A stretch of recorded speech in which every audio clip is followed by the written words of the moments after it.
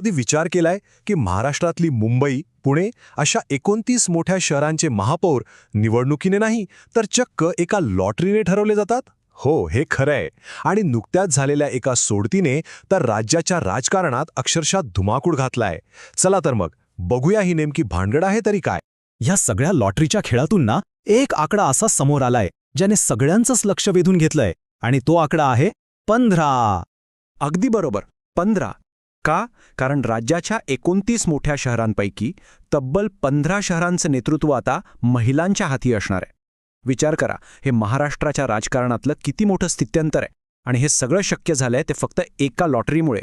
पण मग प्रश्न येतोच की निवडणुकीशिवाय हे सगळं घडलं कसं? यामागे नक्की कोणती सिस्टम आहे? चला नेमकं तेच समजून घेऊया.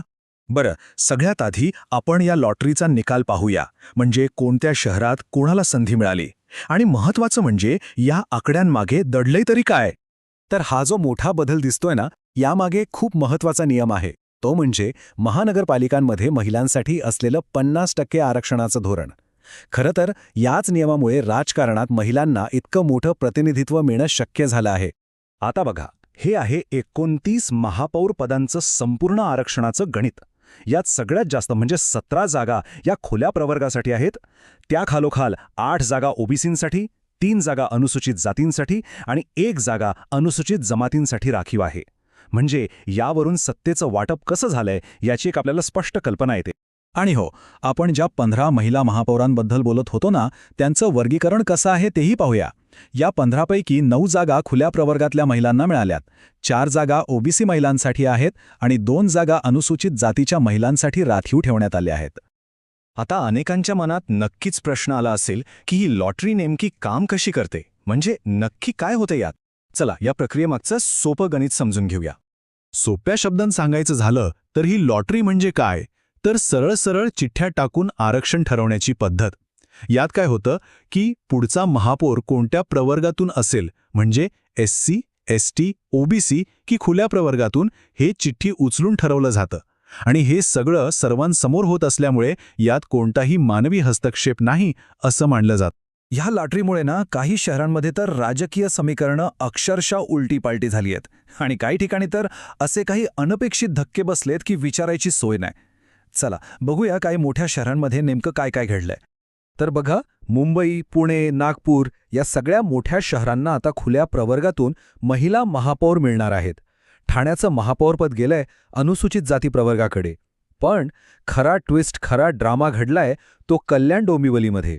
इथे महापौरपद राखीव झालंय थेट अनुसूचित जमातीसाठी, आणि या एका घोषणेने तिथी सगळी राजकीय गणितं एका क्षणात बदलून टाकली.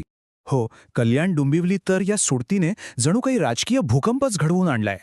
तिथल्या सर्वात मोठ्या पक्षाची सगळीच्या सगळी गणितं एका झटक्यात उधळली गेली.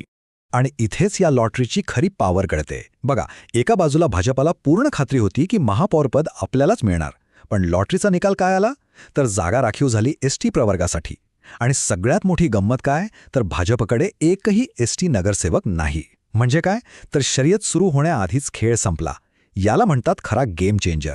आता साहजिकच आहे, जिथे इतकी मोठी राजकीय उलथापालथ होते तिथे वाद आणि आक्षेप तर होणारच. चला तर मग बघूया की या सोडतीनंतर काय राजकीय पडसाद उमटले.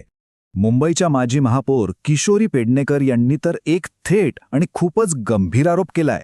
त्यांचं स्पष्ट म्हणणं आहे की मुंबईची आरक्षण सोडत ही फिक्स होती, म्हणजे सत्ताधाऱ्यांच्या फायद्यासाठी ती जाणीवपूर्वक तशी काढली गेली. आणि या एका विधानानंतर एका मोठ्या वादाला सुरुवात झाली. तर ठाकरे सेनेचे नेमके आक्षेप आहेत तरी काय? पहिला मुद्दा, ते म्हणतात की मुंबईला आजपर्यंत कधीच ओबीसी महिला महापौर मिळालेली नाही, तरीही या सोडतीत त्यांच्याकडे दुर्लक्ष झालं. दुसरा आणि सगळ्यात मोठा आक्षेप, पालिकेत 2 एसटी नगरसेवक असतानाही एसटी प्रवर्गाला लॉटरीतूनच बाहेर का ठेवलं. आणि तिसरा दावा असा आहे की यासाठी अगदी ऐनवेळी किमान 3 एसटी सदस्य असावा असा नवीन नियम आणला गेला. याच आरोपांमुळे ही संपूर्ण प्रक्रिया आता संशयाच्या भोवऱ्यात सापडली आहे. मग शेवटी प्रश्न उरतोच की या लॉटरीकडे आपण बघायचं तरी कसं? हे सामाजिक समानतेसाठीचं एक महत्त्वाचं साधन आहे की मग राजकीय सोयीनुसार खेळला जाणारा एक संधीचा खेळ? याचं उत्तर इतकं सोपं नाहीये. पण एक गोष्ट मात्र नक्की, या एकाच सोडतीनं महाराष्ट्राच्या राजकारणाला एक नवं आणि अनपेक्षित वळण दिलंय.